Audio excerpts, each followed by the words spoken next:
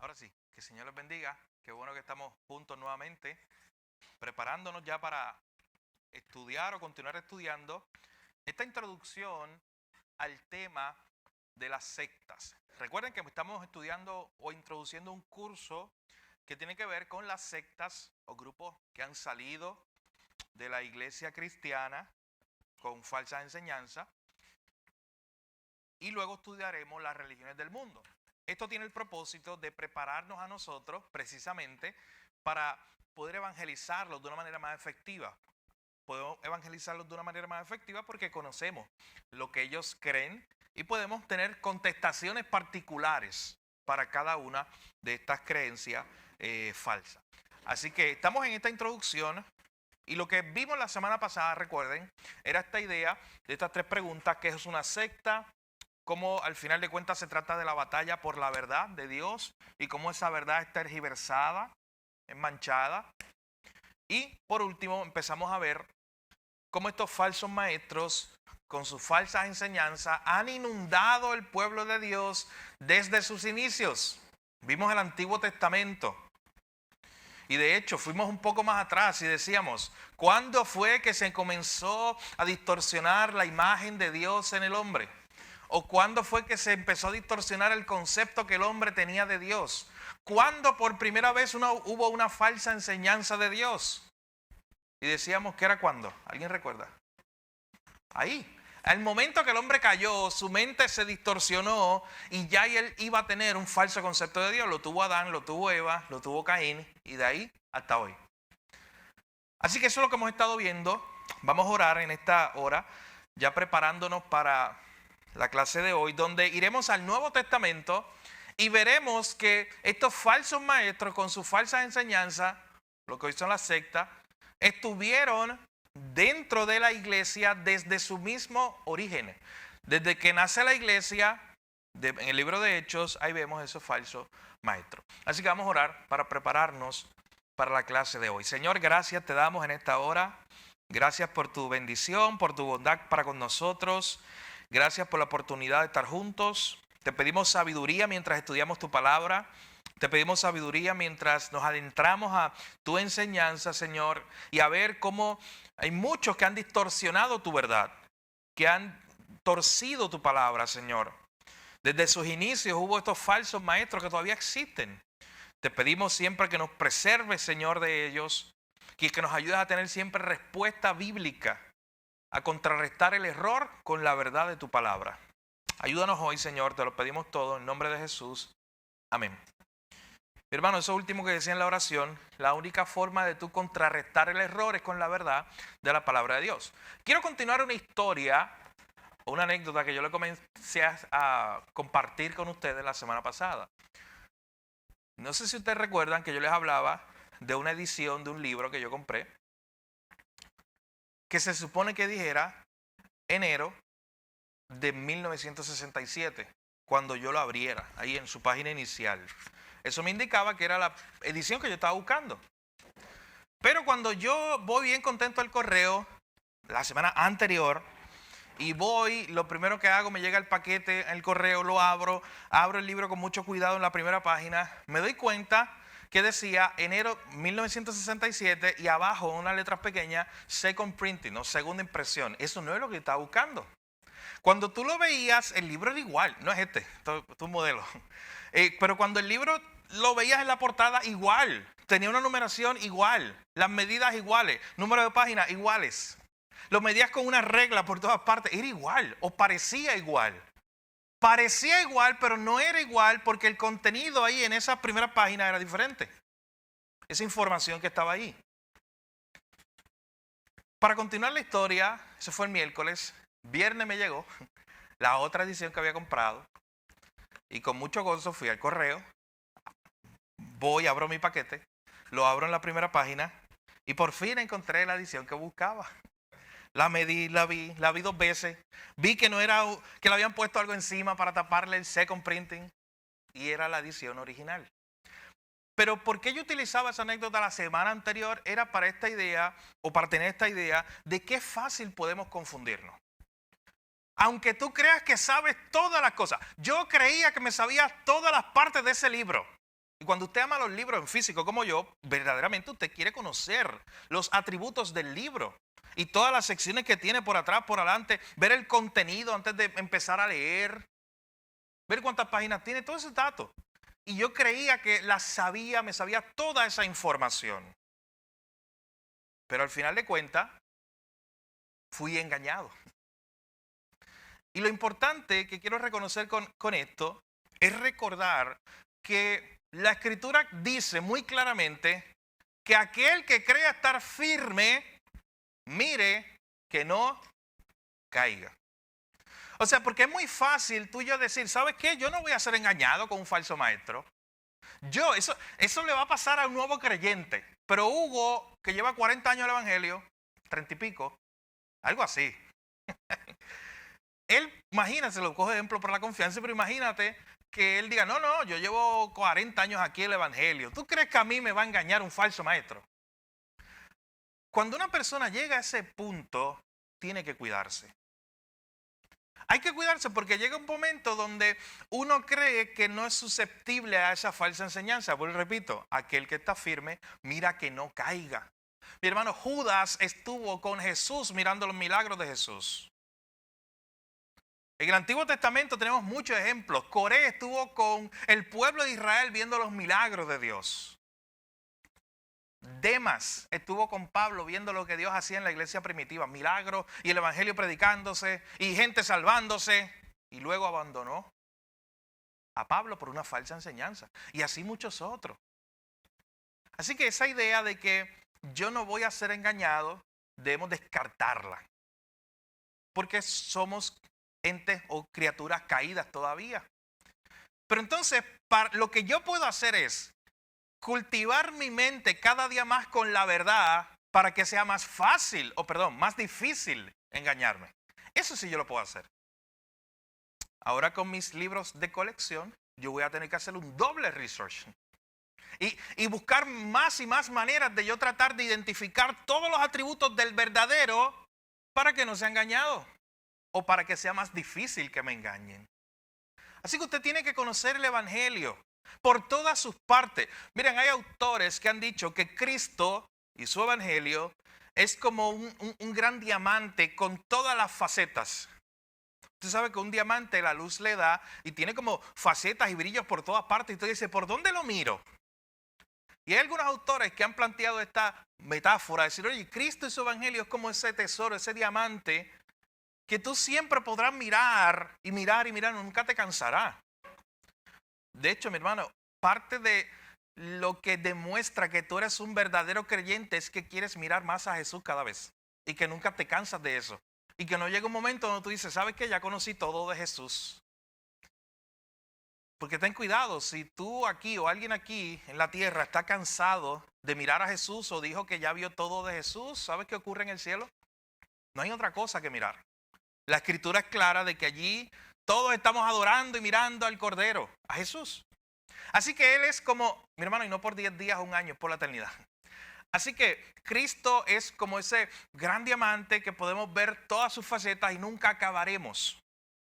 La idea de lo que estamos planteando en esta introducción es que tengas cuidado, no creas estar tan firme en el Evangelio, tantos años en el Evangelio, gracias hermano, que digas que ya tú no vas a caer en el error doctrinal. Pero sí puedes hacer algo, vuelvo y repito, cada día cultivar más tu mente en la verdad de Dios. Cada día conocer más y más el original para cuando venga el falso, usted puede rápido identificarlo y no ser engañado. Mi hermano, y les tengo noticias, no hay otra alternativa, no hay otra solución para usted cada día conocer más el verdadero evangelio y saber identificar el falso.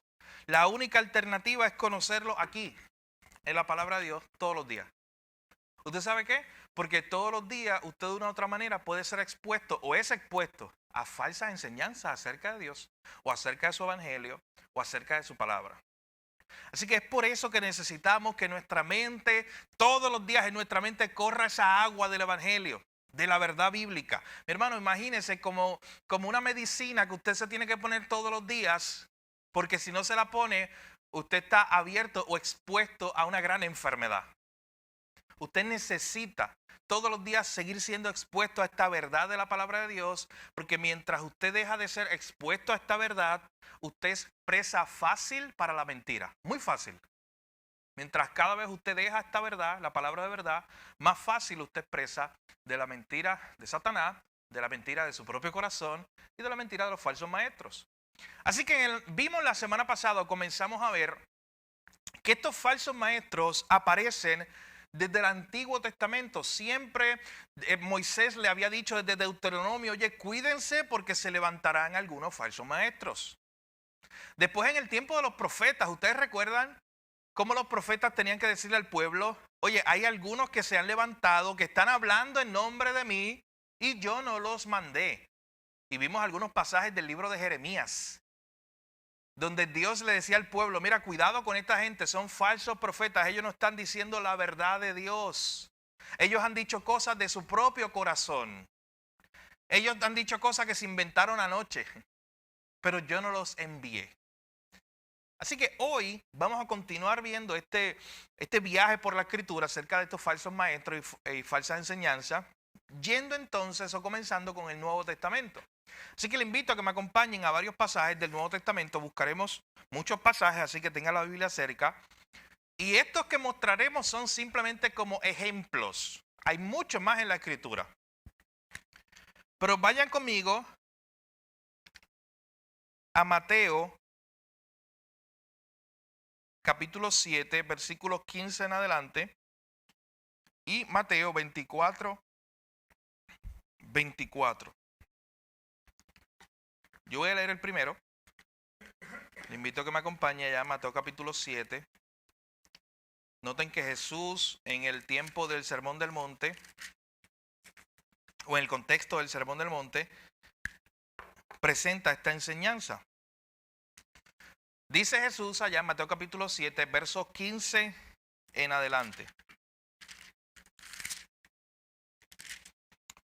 Dice, guardaos de los falsos profetas. Noten, Jesús ya le está diciendo, todavía no estaba la iglesia como está en Pentecostés, pero ya estaba su grupo, los discípulos.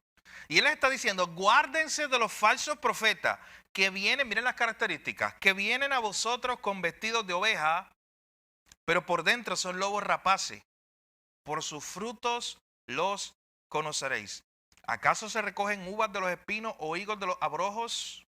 Así todo buen árbol da buenos frutos, pero el árbol malo da frutos malos. No puede el buen árbol dar malos frutos, ni el árbol malo dar frutos buenos. Todo árbol que no da buen fruto es cortado y echado en el fuego. Así que por sus frutos los conoceréis. Ese famoso texto que lo utilizamos mucho, por sus frutos los conoceréis, que tienen varias aplicaciones. Noten el contexto original en el cual se encuentra. Noten que aunque se pueda aplicar a esta idea de que tú vas a conocer que es un creyente por sus frutos, eso es una aplicación que se deriva del texto. Pero originalmente, en el contexto donde se encuentra, ¿de quién está hablando? Que tú vas a conocer a quién por los frutos. A los apóstatas, a los falsos maestros. Porque literalmente ahí te está diciendo, un buen árbol, el que es verdadero, va a dar ese buen fruto. Un mal árbol va a dar un mal fruto porque eso está en su naturaleza. Así que tenga cuidado porque puede predicar bonito, puede ser buena gente y tener carisma, pero al final, por su fruto es que va a ser conocido.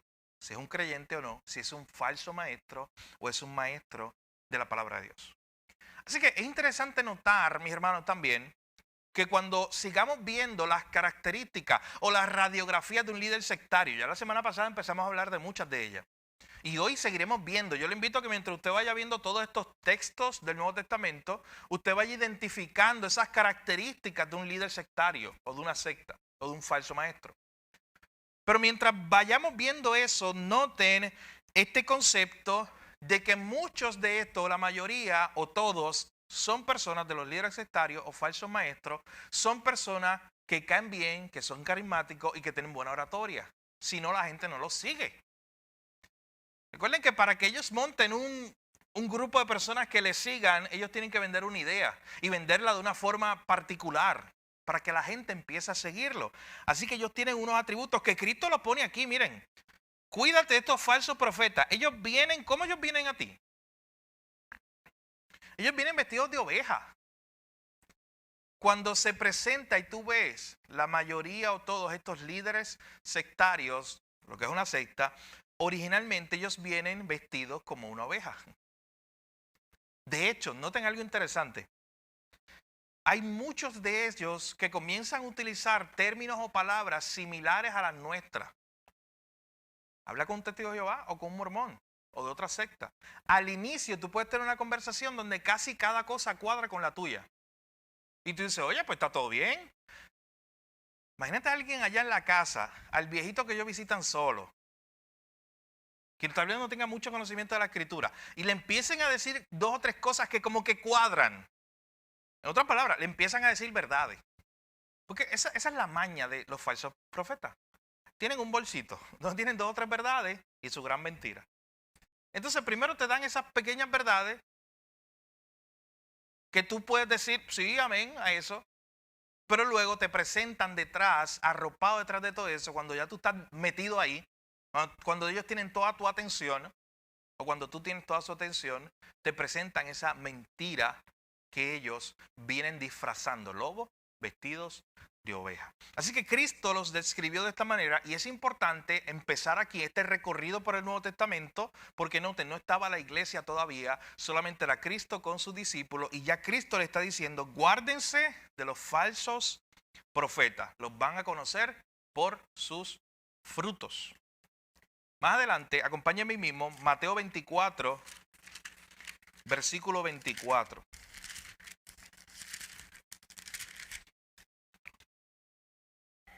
¿Alguien que lo pueda leer? Va a estar en la pantalla también, sí.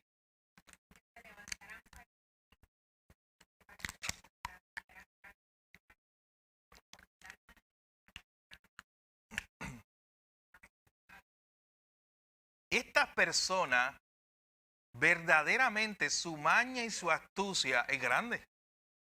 Estas personas que se levantarán, que Cristo mismo está diciendo, son falsos cristos, son falsos profetas, harán grandes señales y prodigios. Y noten que hay algunos autores que dicen que lo que se está utilizando ahí al final es como una hipérbole. Porque hay algo que si usted leyó la carta de Judas, usted me tiene que decir hoy a mí. Pero yo le voy a adelantar algo. Ahorita llegaremos a Judas, estamos en Mateo. Pero sí le adelanto algo y si usted leyó la carta de Judas va a entender mi comentario que voy a hacer ahora en unos segundos. Esta última sección que dice aquí, esta gente de tal manera, hacen tantas señales y prodigios de tal manera que engañarán si fuere posible a uno de los escogidos. Jesús está usando una hipérbole. Tengamos cuidado porque hay gente que malinterpreta ese texto, diciendo que un escogido, un hijo de Dios verdadero, puede ser engañado y salir del redil. Eso es imposible, porque usted tiene esta idea. Y acuérdate que cuando usted tiene una idea en las escrituras, usted tiene que confirmarla en el resto de la escritura. Hay otras verdades de la Biblia que van a decir, oye, estamos apoyando esto o lo contradecimos. Si tú dices que hay alguien que es un escogido, que es un hijo de Dios, que es verdadero, de momento lo engañaron y se fue del redil y ya no es una oveja, ya no es un hijo de Dios. Usted está contradiciendo el resto del Nuevo Testamento. Juan 6, cuando Cristo dijo que nosotros estamos en la mano de nuestro Padre y nada nos puede arrebatar de la mano de nuestro Padre. Romanos 8, ¿quién nos separará del amor de Cristo? Y empieza a hacer la lista. Y mi hermano, hay montones más de textos, versículos, ideas que presentan ese concepto. Así que noten que lo que está diciendo Jesús allá no es que estos falsos maestros van a engañar a los escogidos y los van a sacar del redil. Él está usando una hipérbole. Está diciendo, esta gente es tan astuta, hacen todos estos prodigios, son elocuentes, hacen estas enseñanzas y son tan astutos con sus mañas que si fuera posible, ven la hipérbole, aún engañarían a los escogidos. Guarde esa idea para cuando lleguemos a Judas, a la epístola de Judas, porque es muy importante. Bien, continuamos entonces, Hechos capítulo 20. Recuerden que hay muchos textos más aquí en el Nuevo Testamento, simplemente estamos viendo una muestra de cómo se nos va mostrando que los falsos maestros Y estos que enseñaban una falsa enseñanza estaban ya en el tiempo del Nuevo Testamento, muy temprano cuando la iglesia estaba naciendo. En Hechos capítulo 20, Pablo está despidiéndose de los pastores de la región de Éfeso. Él había estado al menos 2 años allí con ellos, educándolos, discipulándolos. Y este es un discurso hermoso donde él habla de su pastorado, donde él dice, ¿usted ha escuchado esa frase de que prediqué todo el consejo de Dios? Eso sale de ahí. Pablo dice, ya yo prediqué todo el consejo de Dios y todo ese tipo de cosas. Pero noten algo interesante aquí que dice en Hechos capítulo 20, y miren particularmente versículos 28 en adelante. Esto es un discurso, noten, que se le está dando a pastores o a líderes de la iglesia. Esto no fue un discurso que Pablo dio en una iglesia o una congregación. Él llamó a los líderes de Éfeso y les dijo estas palabras. Dice, por tanto, mirad por vosotros y por todo el rebaño en que el Espíritu os ha puesto por obispo, para apacentar la iglesia del Señor, la cual él ganó por su propia sangre. Noten esto. Porque yo sé que después de mi partida entrarán en medio de vosotros lobos rapaces que no perdonarán el rebaño. Pero ahí no está lo peor. Lo peor está en el verso 30.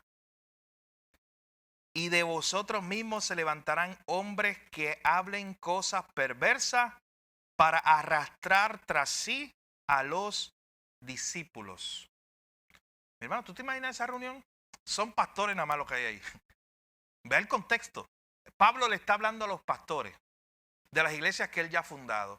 Y de momento le dice, sí, van a llegar algunos lobos rapaces que entrarán. Pero luego le dice en el verso 30, de ustedes mismos se levantarán hombres que hablarán cosas perversas, que se convertirán en falsos maestros. Imagina ellos mirándose el uno al otro, estilo Judas. O estilo cuando Jesús dijo allá en la mesa, uno me va a engañar y todos se miraron. Oh, ¿seré yo? ¿O será que él? Por eso es la idea que yo comenzaba al principio, el que esté firme, mira que no caiga. Muchos de esta gente eran pastores originalmente. Bueno, para que usted tenga una idea, la mayoría o todos los falsos maestros que aparecen por nombre en el Nuevo Testamento no salieron de la nada. ¿Sabe dónde salieron? De una iglesia. Ellos estaban allí. Eran líderes o maestros incluso algunos.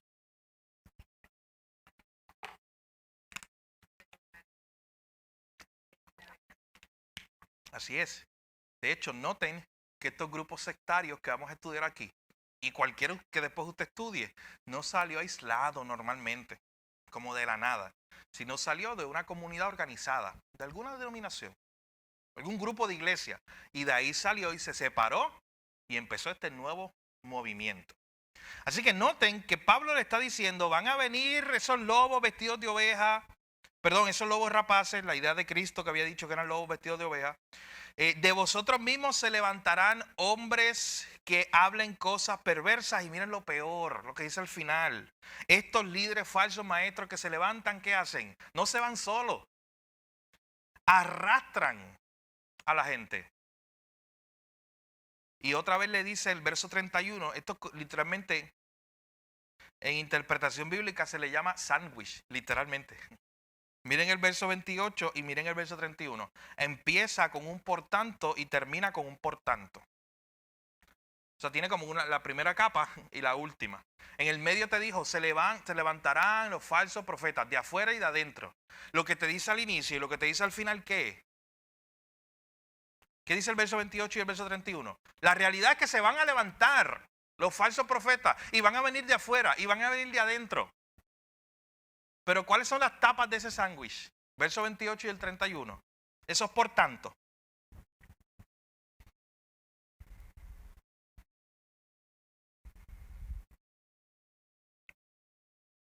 Ahí está. Alerta, activo, no pasivo. Noten que son verbos de acción. Mirad por vosotros. Estén listos. Velad. Acuérdense de las cosas que les enseñé. De hecho, ya les dijo lo de que ya yo le he predicado todo el consejo de Dios. Ahí está. ¿Cómo ustedes van a contrarrestar eso? Aferrándose a las escrituras. Es la única forma. Así que el apóstol Pablo está diciendo que entre las mismas iglesias que él había fundado se iban a levantar estos falsos maestros que se iban a desviar de la verdad. Más adelante, cuando usted sigue estudiando el Nuevo Testamento, se da cuenta de algunos de ellos que se levantaron, como Demas y otros, que salieron. Y usted sabe quién es el que explica al final, el que llega a explicar esta idea de que en realidad ellos nunca eran creyentes. Es Juan el apóstol. Cuando en su carta, en primera de Juan, llega a decir, esta gente salió de nosotros, pero no eran de nosotros. Y después dice, y salieron para que quedara evidenciado que no eran de nosotros. Así que usted tiene que ver esa revelación progresiva ahí. En hecho, esta gente está allí. Y después Juan más adelante te dice, oye, ellos salieron de nosotros, pero ellos no eran de nosotros. Nunca fueron. Aunque estuvieron allí, aunque compartieron. Vuelvo y repito, si tienen su mente y si hizo la asignación de 3 minutos, eso es lo que tomaba leer Judas, ¿verdad? O de 5. De leer Judas. Hay un momento donde también se habla de los falsos maestros participando en las actividades religiosas, en la iglesia. ¿Se acuerdan un momento donde habla de manchas en los ágapes? Y los ágapes eran las reuniones de amor. Ahorita llegaremos ahí. ¿Iba a decir algo? Oh, sí. De hecho, interesante. Segunda de Pedro y Judas es para leerla juntos. Son bien parecidas. Y los autores dicen que uno usó al otro. Probablemente Pedro usó a Judas, porque Judas es bien antiguo, esa epístola. Pero Hugo, no te adelantes, que ahorita llegaremos ahí. Ajá. Sí. Que abandonaron. Así es.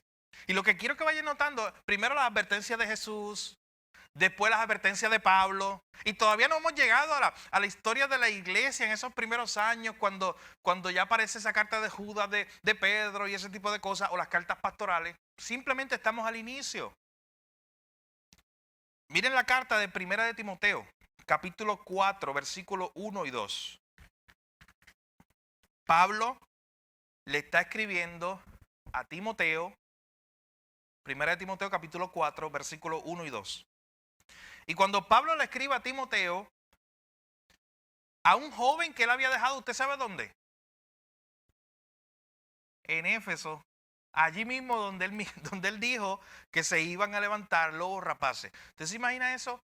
Que Timoteo, siendo un joven, tiene que lidiar en una iglesia donde él ya sabe, porque se lo dijeron, que de allí se iban a levantar lobos rapaces y él tendría que cuidarse. Pero miren esta encomienda que le da Pablo en 1 de Timoteo capítulo 4, versículos 1 en adelante. ¿Puede leer del 1 al 3? ¿Alguien que lo pueda leer? Sí.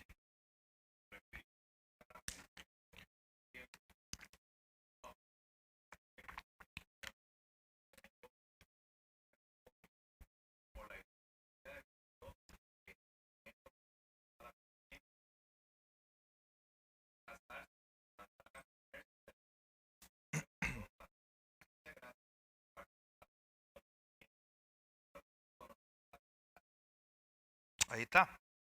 Noten, cada texto que leamos, vayan viendo cómo se van identificando esos falsos maestros, cuáles son algunas de sus características. Estos son apóstatas de la fe. Ese apóstata es alguien que estuvo entre nosotros, como Juan explica, pero no era de nosotros. Ellos, miren la fuente. ¿De dónde sale toda esa enseñanza que un líder sectario enseña a su gente? Ahí Pablo está siendo muy duro, pero muy claro. ¿Cuál es la fuente? Se parece un poquito a lo que veíamos la semana pasada de Jeremías, cuando le decía al pueblo, oye, esta gente no habla en nombre mío. Cuando Dios le decía al pueblo, los falsos profetas no hablan a mi nombre. Aquí Pablo está siendo bien explícito. ¿Cuál es la fuente de donde obtienen estos falsos maestros su enseñanza? Escuchan espíritus engañadores, a doctrinas de demonios, tienen cauterizada la conciencia, por lo tanto tienen un corazón distorsionado de la verdad. Y eso es lo que enseñan. Y noten que lo que hacen es contradecir la verdad. ¿Qué hace una secta? Contradice una verdad bíblica. Oye, Dios había dicho que casarse es bueno y que es el diseño de Dios, el diseño de Él. ¿Y qué hace esta gente? ¿Qué dice? Prohíben casarse. Dios dijo que todo alimento se puede comer ahora. ¿Y qué ellos hacen? No, hay que abstenerse de los alimentos, de ciertos alimentos. Así que noten que ellos van a tomar una verdad bíblica y la van a contradecir. ¿Y cuál es la fuente de toda contradicción a una verdad bíblica? Es el mismo Satanás. Vayan a Génesis 3. Dios dijo algo, ¿y qué dice Satanás? Con que Dios dijo, está contradiciendo la verdad bíblica. Eso pasó también igualito. Usted tiene que ver esos paralelos en la Biblia. En la tentación de Jesús. En el pasaje anterior Jesús es bautizado y se dice, una voz del cielo diciendo, tú eres el Hijo, tú eres el enviado, este es el Hijo, Él. Este es mi Hijo amado, dice el Padre, en una voz audible en el momento del bautismo de Jesús. Pasa la página, la próxima escena es la tentación de Jesús. ¿Y sabe qué hace Satanás? Contradecir una verdad que Dios Padre acaba de decir. Porque él comienza la conversación con Jesús. ¿Alguien se acuerda cómo?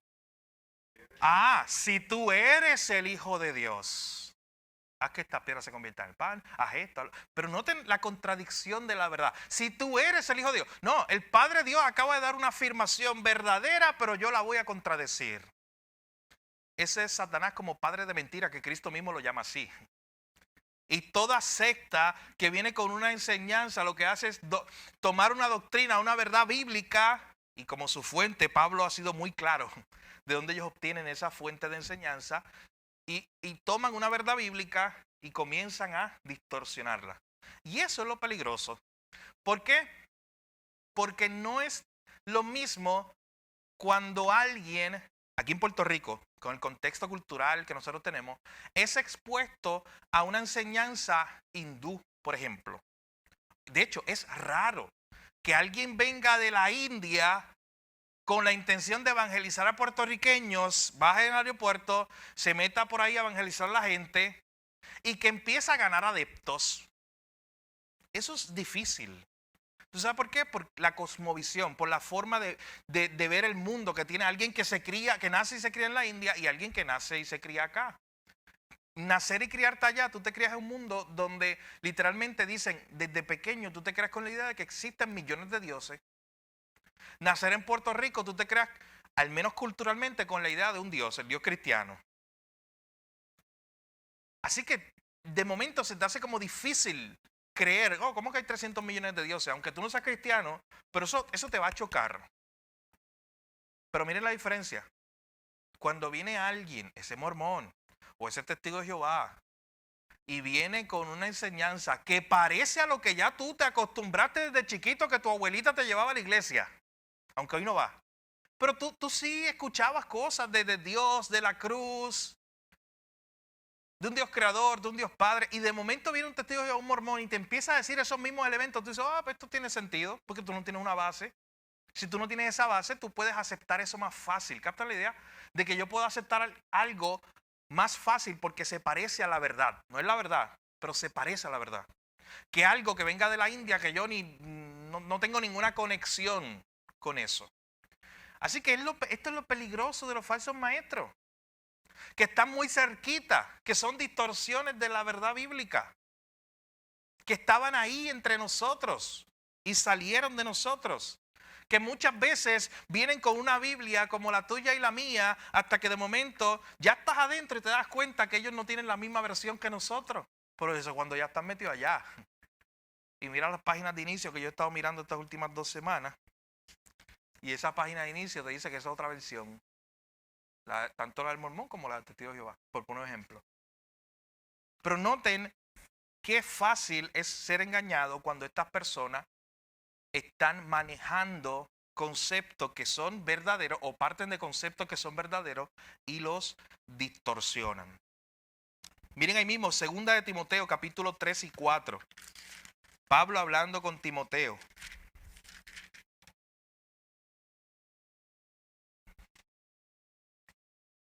Segunda de Timoteo.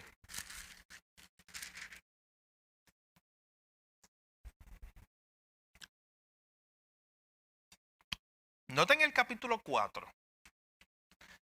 te encarezco delante de Dios y del Señor Jesucristo, que juzgará a los vivos y a los muertos en su manifestación y en su reino, que prediques la palabra, que instes a tiempo y fuera de tiempo, redarguye, reprende, exhorta con toda paciencia y doctrina, porque vendrá tiempo cuando no sufrirán la sana doctrina, sino que teniendo comezón de oír, se amontonarán conforme a sus propias concupiscencias y apartarán, note lo que van a hacer, van a apartarse de aquí. Apartarán de la verdad el oído y se volverán a la fábula. Entonces, Pablo ya le está dando la receta a Timoteo. Le está diciendo, Timoteo, tú vas a enfrentar falsos maestros, falsas enseñanzas, y posiblemente gente que estaba en tu congregación, al otro día los vas a ver que están allá. Mi hermano, un paréntesis, qué triste es eso para un pastor, pero yo sé que también para ti, como un creyente que amas a otro hermano, o alguien que tú consideras un creyente, o lo has considerado un creyente por muchos años, y lo veas hoy, que no está en sana doctrina, o que está inmerso en una falsa enseñanza, una secta.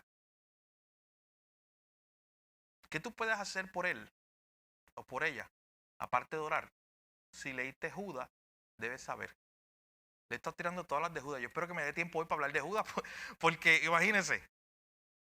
Pero si leíste Judas, tienes algo que puedes saber ahí, qué puedes hacer para aquellos que se están desviando o se han desviado de la fe.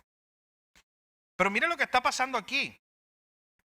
Pablo sabía que Timoteo se enfrentaría a los falsos maestros.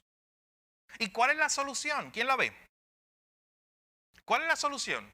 Pablo te dice, tú te vas a enfrentar a esta gente y después te vas a enfrentar a estos maestros que conforme a sus propias concupiscencias apartarán la verdad del oído. Vendrá tiempo cuando no sufrirán la sana doctrina. Timoteo, ¿qué tú vas a hacer? ¿Cuál va a ser tu arma? Está en el verso 2. Que prediquen la palabra. No hay otra. El antídoto es el evangelio. Es la verdad bíblica. Timoteo, ¿cómo vas a contrarrestar toda esa mentira? Con la verdad bíblica. Mi hermano, ¿cómo tú vas a contrarrestar una enseñanza de una secta? No hay otra. No te pongas a inventar, a luchar con tu propio pensamiento, idea de, mira, yo voy a contestar de esta manera. Busca la verdad bíblica. ¿Usted se acuerda en esa sección de la clase de evangelismo cuando hablábamos de que tu interacción evangelizando, que procuraras que fuera lo más apegada a la escritura?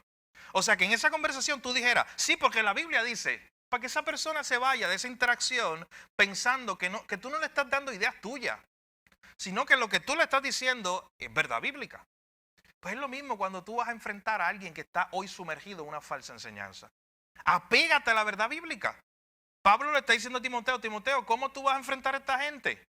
Predica la palabra. De hecho, los versos anteriores a este capítulo, miren cuáles son. Los últimos del capítulo 3, versos 16 y 17. Toda la escritura inspirada por Dios y útil para enseñar, redarguir, corregir, instruir en justicia, a fin de que el hombre de Dios sea perfecto, enteramente preparado para toda buena obra. Así que, Timoteo, ¿cómo tú vas a enfrentar el error y la mentira aún dentro de la iglesia y los que salgan de la iglesia? No hay otra forma, el antídoto. Predica la palabra. Vive la palabra, come la palabra, que en tu mente esté tan llena de la verdad de la palabra de Dios, que tú rápido puedas identificar el error y tú puedas también conducir a otro hacia la sana doctrina. Miren ahora conmigo, Primera de Juan, capítulo 4, verso 1.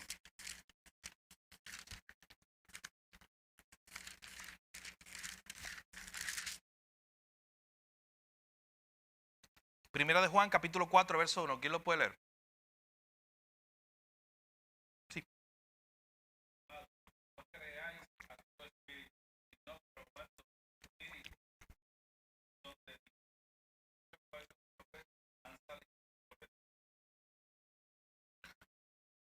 Ahí está.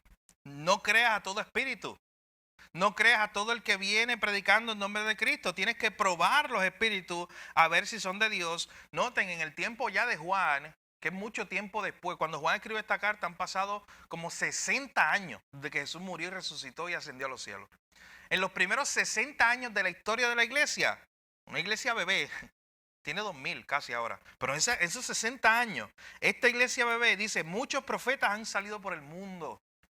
O sea, que en Asia Menor, en Jerusalén, donde ya estaba el cristianismo, ya por ahí habían falsos maestros, distorsionando esa verdad bíblica que se había predicado. De hecho, cuando usted lee el libro de Hechos, se da cuenta que mientras Pablo predicaba la verdad bíblica, por detrás venían otros, los judaizantes, los falsos maestros, a predicar su error. Así que eso es una lucha que siempre ha estado en la iglesia. Mi hermano, y es lo mismo hoy. Mientras nosotros podamos enseñar aquí en esta noche, el domingo, verdad bíblica, ¿cuánto error se está enseñando? En este mismo momento probablemente. El mismo concepto. Hay una guerra entre la verdad y la mentira. Así que mientras aquel que está enseñando la palabra de Dios, como el apóstol Pablo lo hacía, por otro lado había montones que estaban enseñando también falsa doctrina. Claro, así es. Una guerra en contra de la verdad del evangelio. Así es. Que se ve en muchos frentes, pero es lo mismo. Es la guerra en contra de la verdad de Dios.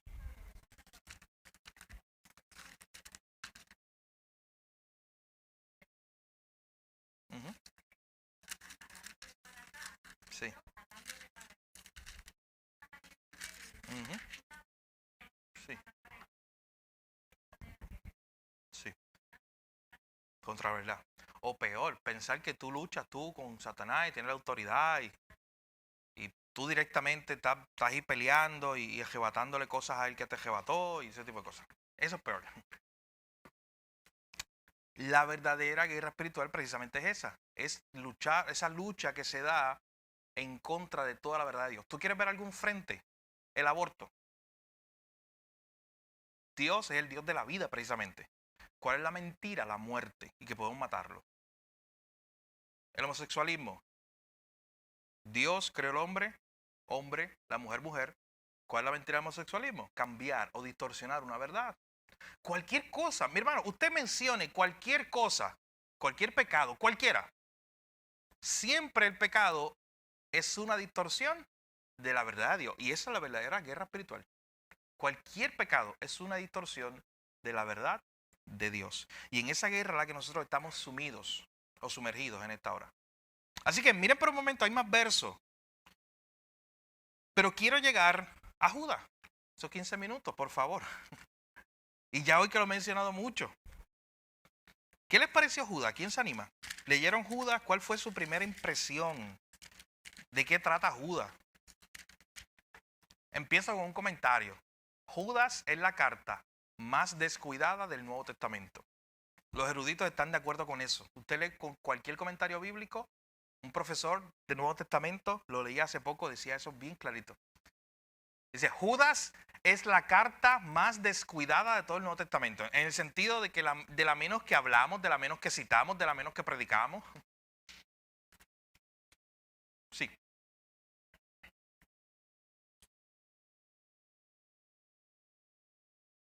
Importante. Importante. Miren, la carta, le voy a dar unos datos de fecha y eso para escuchar sus impresiones. Más o menos se escribió en el año 56, 55-56. O sea, es una carta bien temprana, es una de las más antiguas. Probablemente las cartas más viejas, ¿sabes cuáles son? Santiago y Judas. Las cartas más viejas que tenemos en el Nuevo Testamento. Algunos autores dicen que era un sermón originalmente, en formato carta. Lo escribe Judas. Y noten interesante, el Judas que escribe esta carta, ¿quién es? Siervo de Jesucristo, hermano ¿de quién? De Jacobo. Jacobo es Santiago. Santiago, el que escribió la carta que tú y yo leímos ya y predicamos aquí, es el mismo. Leí un comentario esta semana mientras me preparaba para esta clase que me voló la cabeza, como decimos nosotros. Y es que el autor decía, noten qué interesante que ni Santiago ni Judas, ellos dos, ninguno de los dos, cuando se presentan se asocian directamente con Jesucristo, aunque Jesucristo fue su hermano. Tú sabes, el único referencia que nosotros tenemos de por qué sabemos que Santiago era hermano de Jesús, lo sabemos a través de la Biblia. Esto no es una... Hay cosas que son como tradición o algo así. No, la Biblia nos dice eso. Y es Pablo.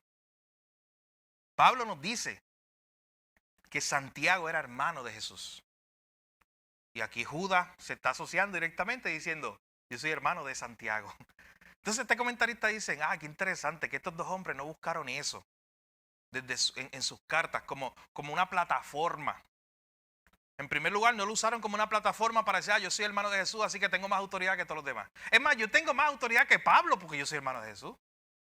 Imagínense, ese es el discurso de Judas o Santiago.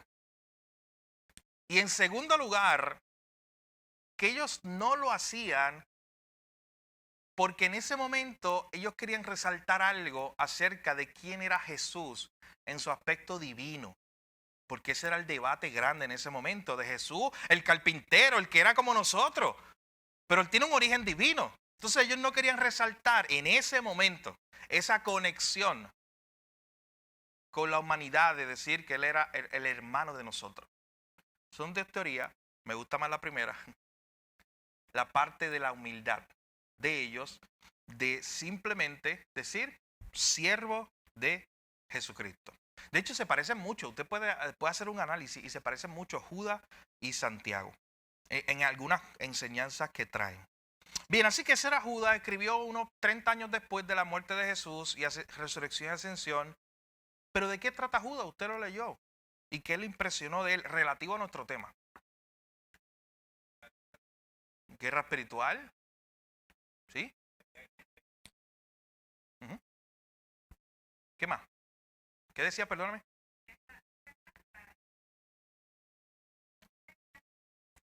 Una desviación de la fe. Así es. ¿Qué más?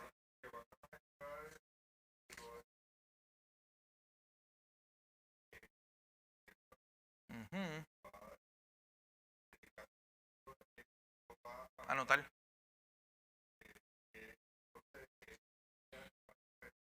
Sí. ¿Qué más? Joan dijo algo bien interesante y tiene que ver con la intención del autor. Los comentaristas bíblicos están de acuerdo que Judas empezó a escribir algo y cambió de tema.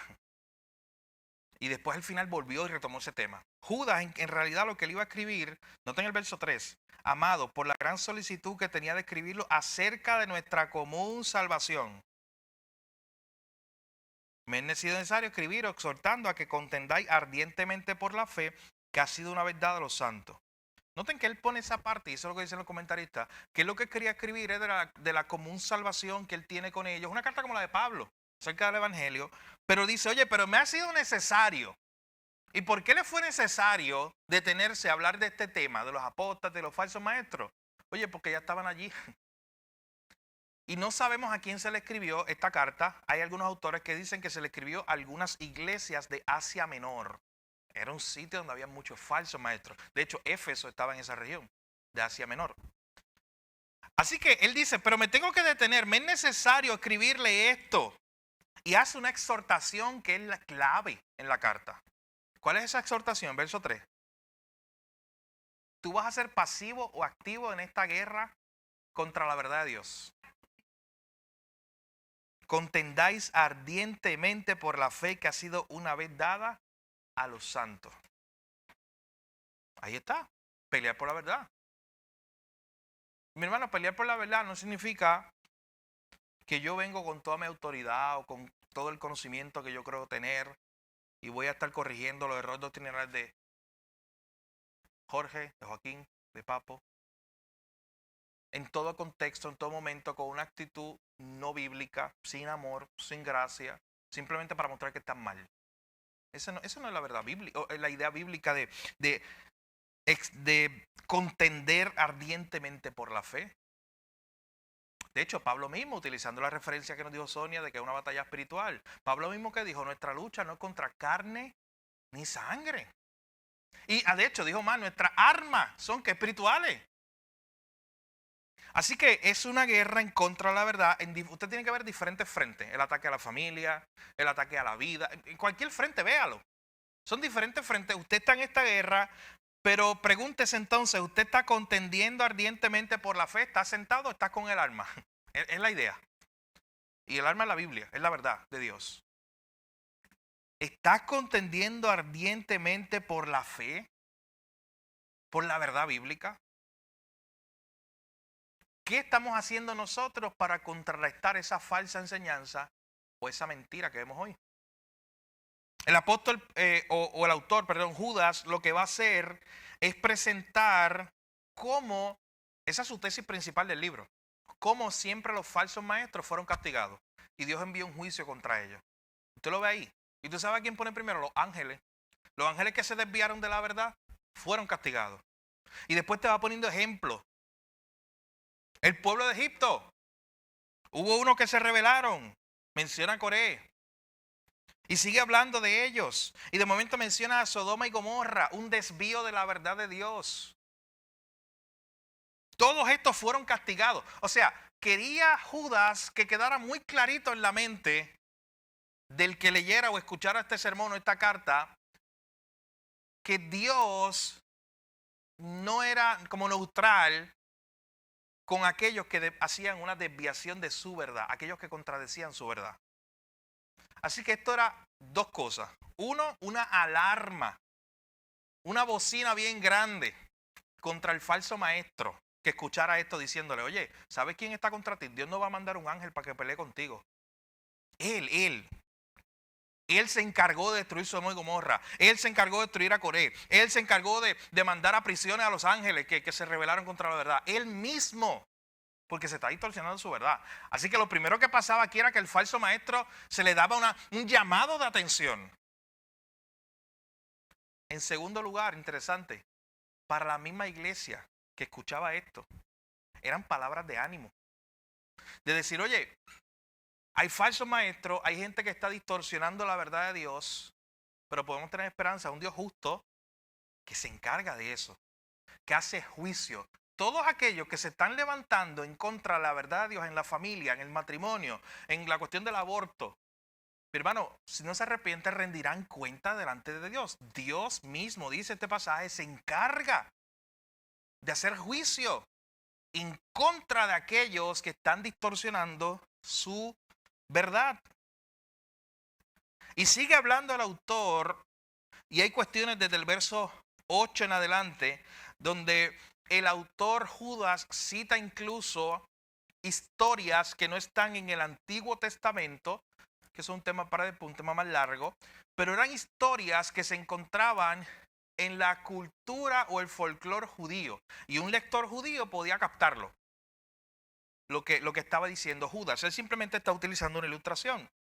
Pero noten que él sigue mencionando nombres. Desde el verso 11 habla de Caín, habla de Balaam, habla de Coré. Y noten que está hablando como que no solamente en el pasado esta gente estuvo, sino que hoy también los tenemos. Estos son manchas en vuestros ágapes. ¿Qué era el ágape? Era la reunión de amor de la iglesia. Era la reunión de la iglesia donde normalmente compartían una cena o incluso la cena del Señor. Y ahí estaban ellos. Eso es lo que les decía ahorita. Ellos estaban allí, ellos iban al culto. Ellos participaban, ellos tenían nombre, ellos tenían algunos de ellos autoridad. Pero ¿qué son ellos? Nubes sin agua, llevados de acá para allá por los vientos. Árboles sin fruto. ¿A quién se parece aquí esa ilustración? A Cristo. Es un árbol que tú lo ves y se supone que tenga fruto como la higuera. ¿Se acuerdan cuando Cristo mismo se fue a donde una higuera que se supone que tenga fruto de higuera y no tenía higuera? No tenía el fruto. Así que son árboles sin fruto, 2 veces muertos y desarraigados. Fieras ondas del mar que espuman su propia vergüenza, estrellas errantes. ¡Wow! Está difícil ese último texto. O sea, está difícil, no. Está fuerte. Mi hermano, está bien fuerte la condenación para todo aquel que está desviándose de la verdad. Y peor aún, esto está dirigido a aquel que está dirigiendo a otro. La condenación es mayor. Aquel que está dirigiendo a otro hacia el error. está reservada eternamente la oscuridad de las tinieblas. Eso es muy fuerte.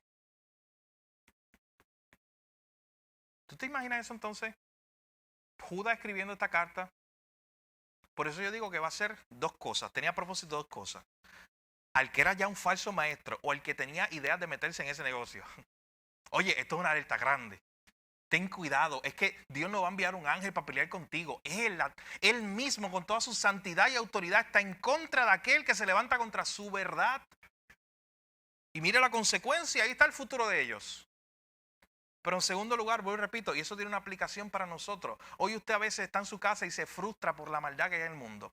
Hoy usted está en su casa y se frustra por los falsos maestros que están distorsionando la verdad.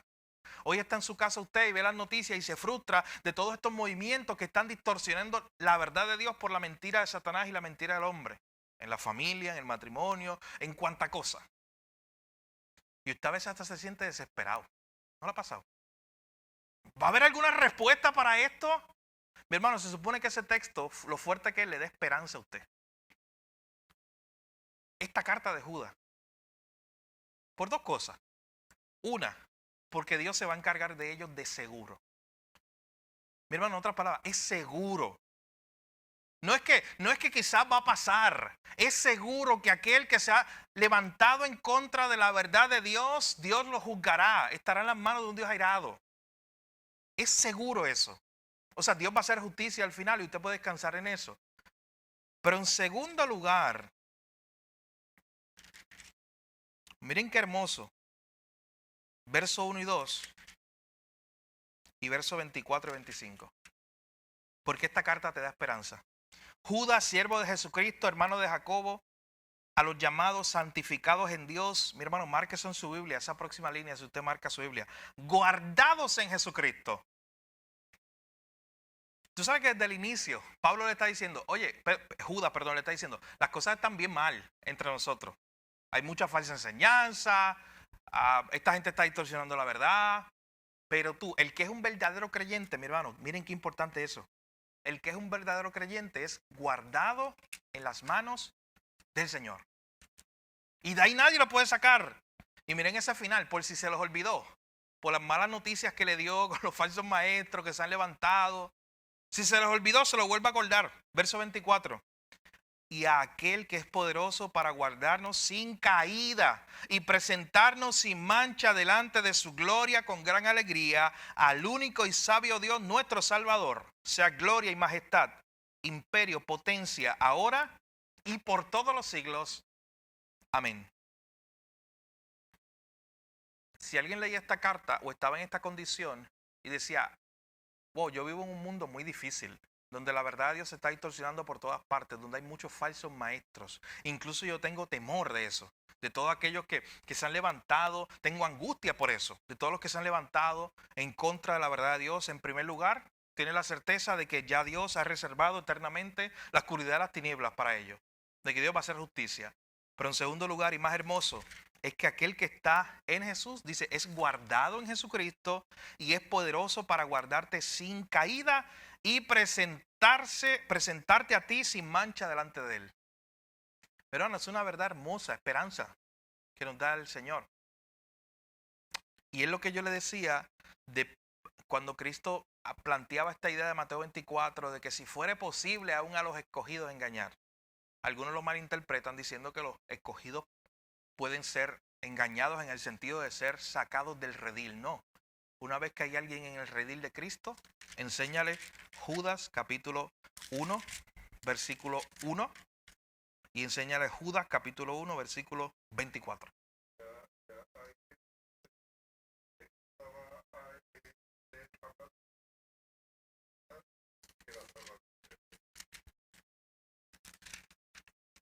¿Un comentario, una pregunta? Sí. No, que no lo entendí, perdón. Sí.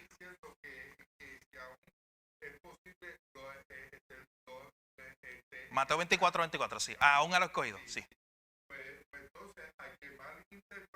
Ahora sí, ya entendí, sí. Exactamente. Gracias, hermano.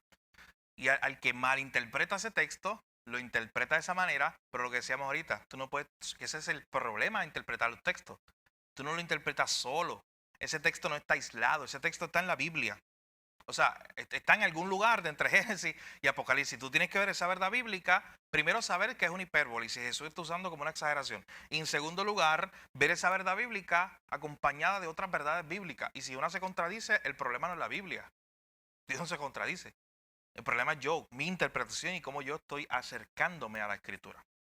Así que Judas, mis hermanos, es una excelente referencia para nosotros para recordar cómo movernos en este mundo donde se está distorsionando tanto la verdad y hay tantos falsos maestros.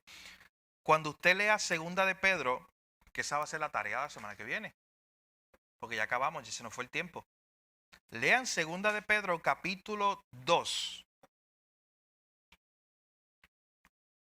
Si usted cree, y no les voy a decir para que tengan que ir a leerlo, pero si usted cree que Judas dijo algunas palabras fuertes en contra de los falsos maestros, mi hermano, Judas era un bebé, comparado con lo que dice Pedro en este capítulo, que va a ser el juicio de Dios en contra de estos falsos maestros. Lea Segunda de Pedro capítulo 2, solamente el capítulo 2.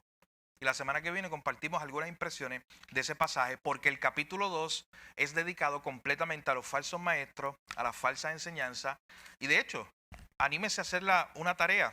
Compare similitudes, diferencias entre Judas completa, el capítulo 1 completito, y Segunda de Pedro 2. Haga ese ejercicio. Vea qué similitudes, qué hay igual, y usted se va a sorprender. Pero anímese, vea Segunda de Pedro y Judas, compárelo, y la semana que viene entonces continuamos con nuestra discusión. La semana que viene entonces también entramos de lleno a nuestra introducción. Recuerden que estuvimos en una introducción a la introducción de nuestra clase. Así que esto usted debe tenerlo. Si no lo tiene, le podemos conseguir otra copia. Lo dimos el miércoles pasado. Le podemos dar una copia. El próximo miércoles puedo traer más. Pero esto es lo que vamos a estudiar. Cómo reconocer una secta. Ya hay varias cosas que hemos visto ahí. Pero queríamos primero ver en el Antiguo y Nuevo Testamento cómo se presentan los falsos maestros ahí. Así que la semana que viene empezamos con Segunda de Pedro 2, comparándolo con Judas. Y luego estudiamos este capítulo de cómo reconocer una secta. Vamos a orar para terminar esta parte. Padre, gracias te damos por esta enseñanza y por este tiempo. Gracias por recordarnos esa hermosa verdad de que somos guardados en Jesús. De que nada nos puede separar de ahí, Señor. Gracias porque tú nos prometes esa verdad de que en ti somos guardados y tú eres poderoso para guardarnos y presentarnos delante de ti sin mancha para aquel día. Mientras se describen a los falsos profetas en ese libro de Judas como manchas, llenos de pecado, a nosotros, Señor, se nos describe como sin manchas delante de ti. No por nuestros propios méritos, sino porque tú nos has limpiado, Señor. Guárdanos y ayúdanos, Señor, a no ser orgullosos, soberbios, pensando que no podemos ser engañados con falsas enseñanzas. Ayúdanos a siempre permanecer firmes, llenos de tu verdad para contrarrestar la mentira del enemigo. Pero al final de cuentas, confiados, Señor, en que tú eres aquel que nos sostiene y nos guardas en tu verdad y nos preservas en tu verdad. Gracias, Señor, por tu palabra. En tu nombre oramos, Jesús. Amén.